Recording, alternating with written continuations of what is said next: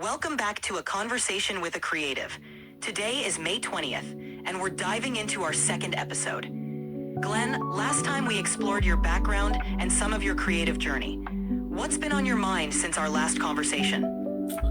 Well, since our last conversation, I can't say things are too much, different. Mainly because since early on, like I'm 5 years into the project, or into the multiple projects, the grand idea, where I don't even take my eye off the ball. So there really is no distractions right now. Everything that I do, even if I necessarily don't create that day, is because I'm fulfilling another aspect of the dream, of the vision. So right now everything is really in order. There's really no diversions, nothing that's keeping me off the path, keeping me off the schedule of the day-to-day. It sounds like you've got a solid focus and a clear vision, which is fantastic. Staying on track for 5 years without letting distractions pull you away is impressive. How do you keep that level of dedication and ensure each day contributes to your overarching vision? By having a set schedule for myself, by planning out, by having the grand goal and working backwards from there, I'm able to plan out each individual steps along whatever time span. So whether I want to complete something in 5 years or 10 years or even within the week, I always try to have a set schedule for myself of what needs to be done from the time I get home, open my laptop, like what do I want this hour to be, or the range of how long it would take me to complete a certain project or certain design. So I try to keep a strict schedule, stick to it, to maintain my sleep, to maintain a good social life, good eating routine, but a good schedule and maintaining it and sticking by it and updating, as things, gather, as information change. But a strict schedule is the way to go for me. That kind of disciplined approach definitely sets a strong foundation. It's clear you've thought through how to balance long-term goals with daily actions. How do you handle it when unexpected challenges come up, or when you need to pivot from your planned schedule? So give a story, right? So when I first started to solidify my schedule, I was doing live streams, and I was doing live streams on X, Facebook, YouTube, TikTok, wherever, even Instagram. I was going live simultaneously and doing design, showing the process.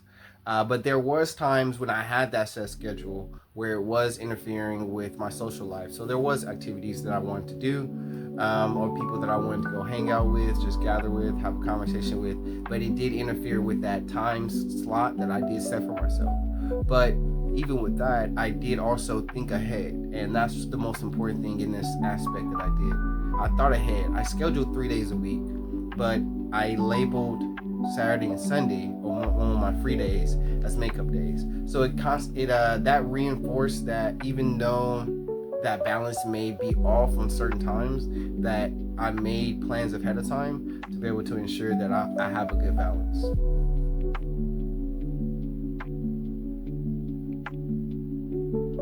That's a smart approach. Building in those makeup days gives you the flexibility to handle the unexpected without feeling like you're falling behind. It's a great way to maintain balance and keep your momentum going. Have you found that this method has also helped you stay creative and avoid burnout? Actually, it's kind of a yes and no. It does help me stay creative by pushing that creative muscle that I have into producing, but also it does crash out, and that's come from personal kind of within, because even if the design or whatever I may be working on right then does not work out, and then the next day it does not work out, then the next day it does not work out, and I can get discouraged, but it's all part of the plan. I like to say the work must be worked on. So when I get discouraged, that's all part of the plan. But it's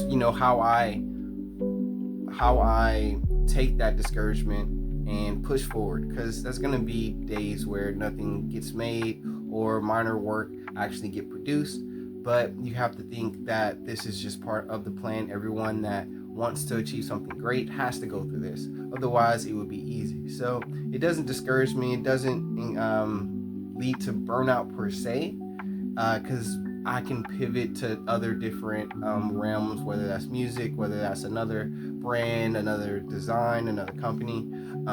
Where it doesn't really make me burn out, it gives me excited to, put something on pause, go to something else I feel passionate about, pick up on that, and then come back once I have some time in between to be able to produce something that's new.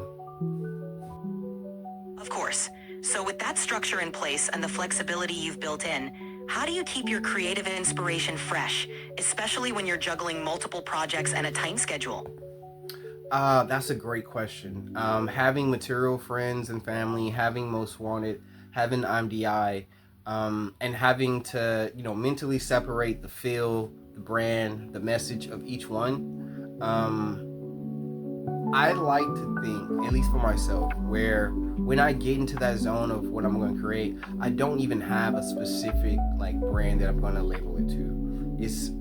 It kind of happens in like the third phase of the design. So whether I just use little notes or little things or screenshots from other designers, other articles of clothing that I'm like, I like that pattern, I like that colorway, I like that mixture of textures. That helps me get inspired to go in and just throw things against the wall and see what actually sticks. That's a really organic way to let creativity flow. By not boxing yourself into a specific brand or label at the start, you give your ideas room to evolve naturally. It also sounds like you're constantly curating inspiration from a variety of sources. How do you keep track of all those snippets and ideas you gather along the way? Really, just screenshots or notes in my phone to help describe what inspired me in that certain moment. That helps keep that idea fresh. But more or less, like screenshots help me get a more visual. So as I said with my past, it was easy to imitate. But once I get inspired, I'm like, you know what? I can tweak that. I can throw my feel on that. And that's how I kind of stay up to date, stay inspired day to day. It's just having those notes, having a visual that I could reference, and going from there. That's a solid system. Having those visual references and quick notes at your fingertips makes it easier to jump back into a creative mindset whenever you need to. It also ensures that those sparks of inspiration don't get lost in the shuffle of everyday tasks. How often do you find yourself revisiting those older notes or screenshots for new projects? Oh, all the time. I absolutely love coming to a new idea or a new design and going back and looking at what aspect of a past design did I want to reuse, revamp, or innovate. I had a few designs where, how it looked on a t-shirt completely changed when you threw it on a sweatshirt, and then completely changed when you threw it on a windbreaker. So those little incidents like that keeps me on my toes and keep me excited, because no matter where the first few phases of the design process goes, where it may end up later down the road and what articles of clothing it may end up on, it's still a surprise to me. Like, I've went from hoodie and couldn't do a full design to just put it on a t-shirt, and then actually having more space because I'm able to utilize the arms a little more for a creative landscape, and the end of product just came out beautiful. And I try to keep that in mind when I'm creating new designs. That adaptability really opens up so many creative possibilities. It's fascinating how a single design can transform depending on the canvas, whether it's a t-shirt, a hoodie, or a windbreaker. It sounds like you enjoy that element of surprise and discovery in your creative process. How do you decide which design fits best with which type of apparel? Oh, I really don't, to be honest with you. Like I said, once I start just throwing things to the wall and getting past that initial Adobe Illustrator, chopping things up, changing the vertices, changing the color, changing the line thickness, whatever it may be, to once I get to the next step where I'm actually putting it on garments, digital garments, to see a better representation of how it turns out. Because a sweatshirt full sublime graphic looks different on a t-shirt, but even when it comes to each individual brand or idea that I've came up with, it's definitely difficult to grasp ideas and inspiration out in the world when this idea came from myself. So it's hard to get that information or that inspiration outside. So it's really throw against the wall, see how many stick, whether that's 10 different graphics, 20 graphics, and it nails down to only 2. We still push through it. And once I'm able to see it past maybe step 3 and actually put on the garment, because sometimes in a rare few occasions, just from it's like natural flow, you just know what this design is going to look like, what color, the size, location, and garment. And I love those experiences, but most time it's not necessarily like that, but it's still throw against the wall to see what sticks. That intuitive sense when everything just clicks is a special part of the creative process. It's great that you give yourself the freedom to experiment and let the design evolve naturally. It's clear that your process combines a mix of structured steps with a lot of creative freedom, which probably keeps things exciting. Do you find that this balance between structure and spontaneity helps you stay motivated over the long haul? Not necessarily. I made Most Wanted as a testament for consistency. So if my routine and my process was the only thing that kept me creating, then I think I would experience burnout a lot more often. But it's the passion for being consistent that fuels everything else. So it really ties for me just wanting to stand on the purpose and the meaning of being most wanted, of being consistent. And that keeps the ideas flowing. That keeps me excited for every day, because I may not know what to expect. Even if I have a visual notes, that can be thrown out. But the fact that I'm constantly sitting down, putting my hands down, putting my eyes and focusing on what's being created, that's what I get joy from, and that's what keeps me fueled. That dedication to consistency and purpose is powerful. It's like the act of creating itself fuels your passion, and that keeps the momentum going. It's a great reminder that sometimes the journey and the process itself are what keep us grounded and motivated. How do you think that philosophy has shaped the way others perceive Most Wanted and your work overall?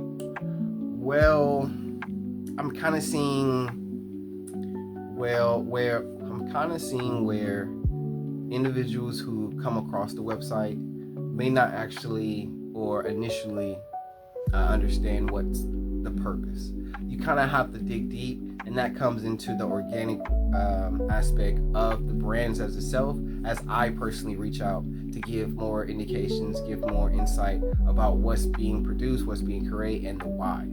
So it's kind of a hard question, but when you watch this back and hear exactly the ideas and the passion and the whys behind any individual thing that I create, then once you go to what I've created, you see it unfold up in front of your eyes, just as you take that information in and understand what the purpose is, with the added speaking to me, understanding why this is even being developed. That makes a lot of sense. It's like the deeper meaning and the essence of Most Wanted reveal themselves over time, especially as people engage more deeply with your work and hear the stories behind it. It's a journey of discovery for the audience, which makes the connection to the brand even more meaningful. How do you envision that connection evolving as you continue to grow and expand your projects? Well, how I envision it evolving, I really don't know. This is my first take and stance on utilizing the tools that are available to be able to gain better reach. So I don't know what to expect, whether that be like more sales, more traffic onto the store, but more reviews on just the artwork alone. Because I say now, you can't purchase from the store. It's strictly a gallery where you can just see the artwork, see the processes through time lapse. So, yeah. It's exciting to be in that phase where the journey is unfolding and the possibilities are wide open. The fact that you're approaching it as a gallery and focusing on showcasing the art and the process itself creates a unique experience for your audience. It leaves room for organic growth and connection. What are you most looking forward to as this next chapter of your creative journey unfolds? Oh, I love this question. So the next chapter, if you're any fan or a follower of mine, you know we're coming into lap 5. Well, we're already into lap 5. As we come across lap, I'm already speaking about the next lap, even though I haven't made that full run. But so I'm really in lap 4, but I'm producing content and designs for lap 5. So once the initial lap 5 comes on August 25th or throughout the month of August, and that rollout for lap 6, that's what I'm looking forward to see. I've already seen the development in the craft, in the creative process, my visuals of the representation of what designs I choose to use to represent, whether that's Most Wanted or MDI.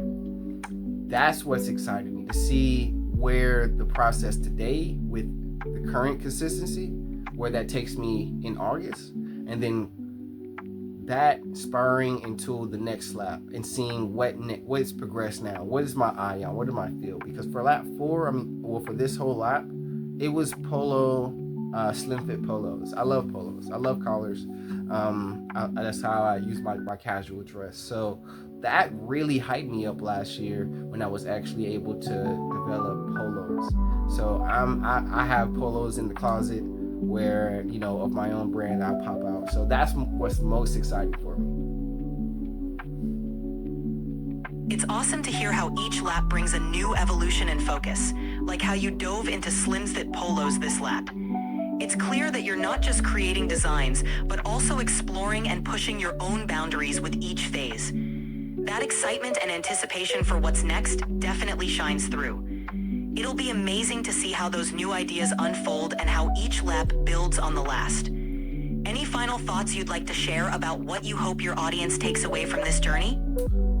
Well, if you're still tuned in, I appreciate you watching, following along, gathering information, and learning more about me. So final thoughts, just appreciate it. If you can, like, subscribe. We're trying to grow. I just want to be able to get out there, to be able to share my stories, my trials and my tribulations as I continue to go on these laps, and for you to be able to follow along and see how I navigate that, troubleshoot, and be able to actually reach the goal. So that would be my last thing out for this interview, is to, thank you for watching. Thank you for participating. Until the next time, we're going to be coming back with another conversation with a creative. Thank you so much for sharing your journey and insights. It's been a pleasure diving into your creative process and vision. To everyone watching, make sure to like and subscribe to stay updated on Glen's incredible journey. Until next time, this has been A Conversation with a Creative. Take care, and we'll see you in the next episode. Peace.